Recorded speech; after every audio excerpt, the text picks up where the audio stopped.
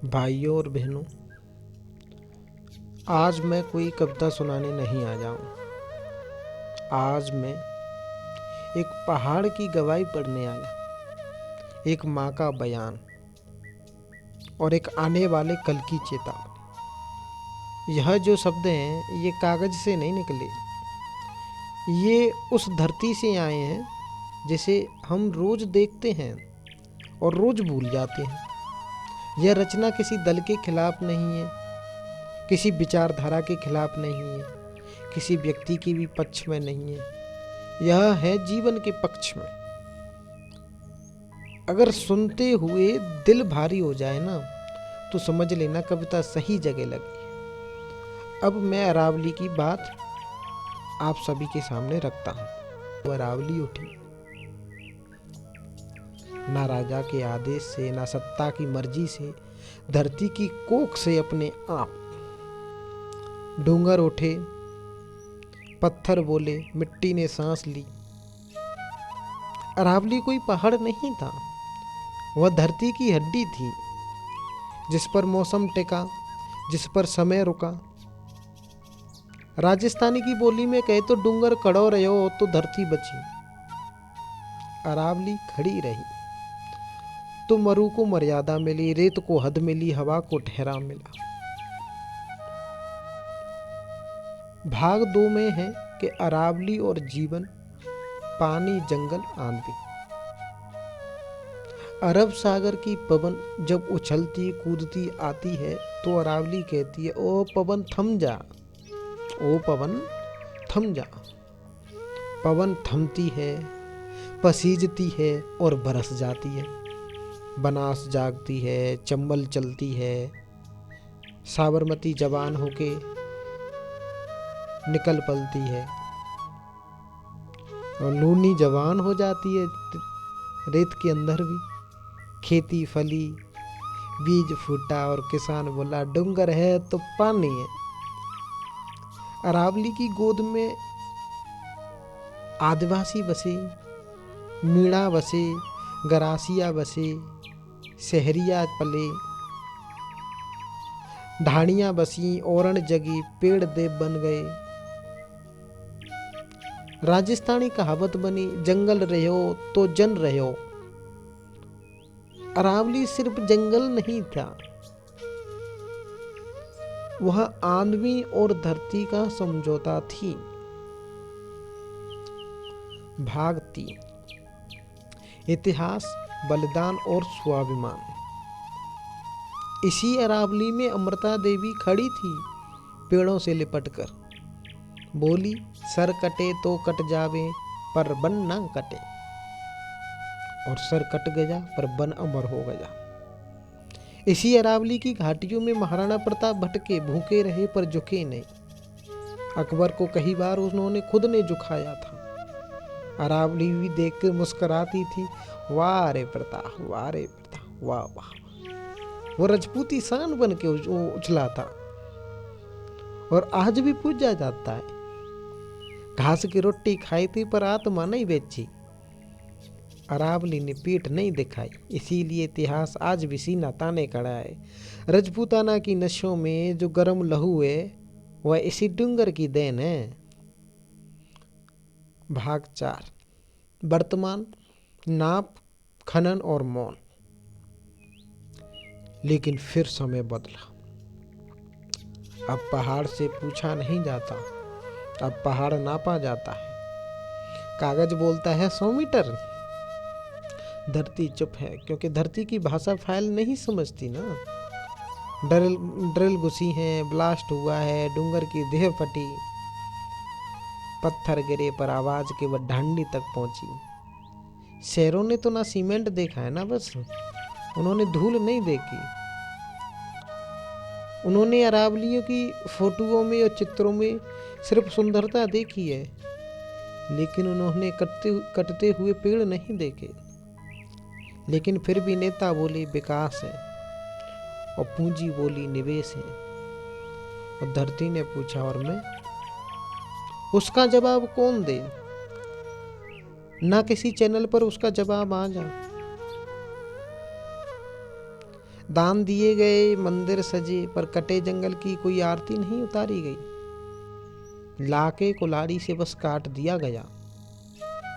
नहीं पूछा उससे किसी ने उसका दुख कि क्या बीती उस जंगल पर। नहीं पूछा उस पहाड़ी से उसके पत्थरों को निकाल के छलनी कर दिया उसके सीने को कि उसकी इज्जत पर क्या बीती।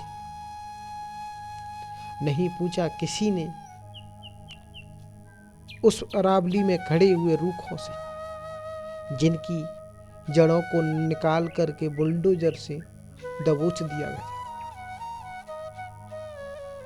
नहीं पूछा किसी ने अरावली की गोद से, उसके आंचल से निकलती हुई वो नव धाराएं आगे चल के नदियों में परिवर्तित होती थी, जो जल जंगल जमीन की विचारधारा को जीवित रखती थी।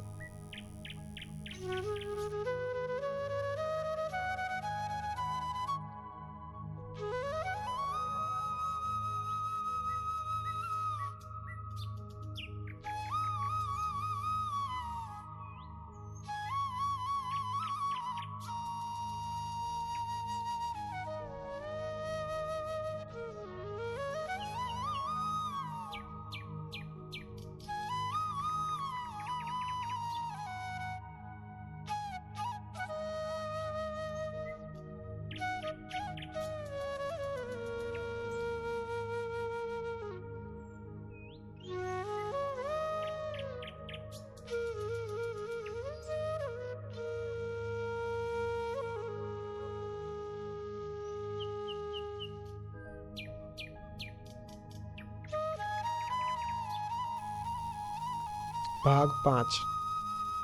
परिणाम जो आने वाला है।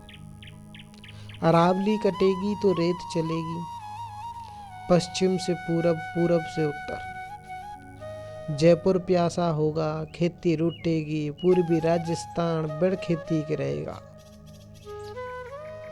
किसान शहर भागेगा, कभी सूखा तो कभी बाढ़, कभी ऋतुएं पागल हो जाएंगी। अरब सागर की हवाएं बिना टकराए निकल जाएंगी। उत्तराखंड में फिर सुनने में खबर आएगी कि बादल फट गया, पहाड़ गिर गया, भूस्खलन हो गया। ये सिर्फ पर्यावरण के ही तो प्रभाव है। एक अरावली का इतना महत्व यह ज्योग्राफी पढ़ने से पता चलता है। तब फिर कोई अदालत नहीं होगी, फिर इस नई परिभाषा के परिणामों को कोई तय नहीं करेगा, फिर कोई नई परिभाषा नहीं गढ़ पाएगी। भाग 6। भविष्य और आखिरी चेतावनी। यह महाकाव्य कविता नहीं है, यह भविष्य का बयान है।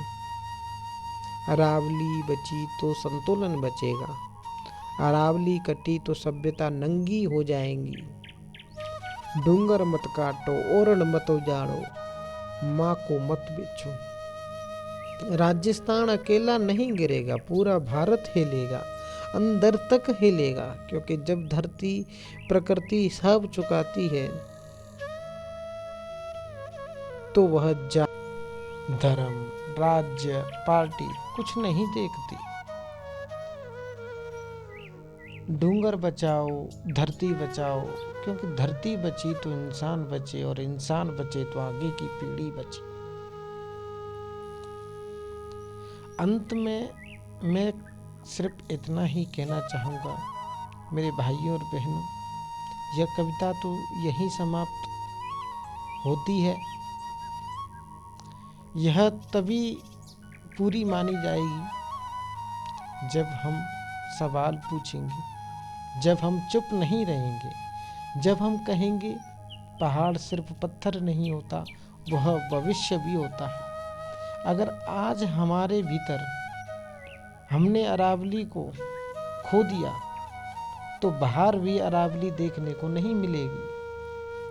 और जो कल आने वाली पीढ़ी है, हमारे बच्चे, वो सिर्फ कहानियों में ही अरावली के बारे में जिक्र सुनेंगे, और सुनाने वाले भी हम खुद ही होंगे।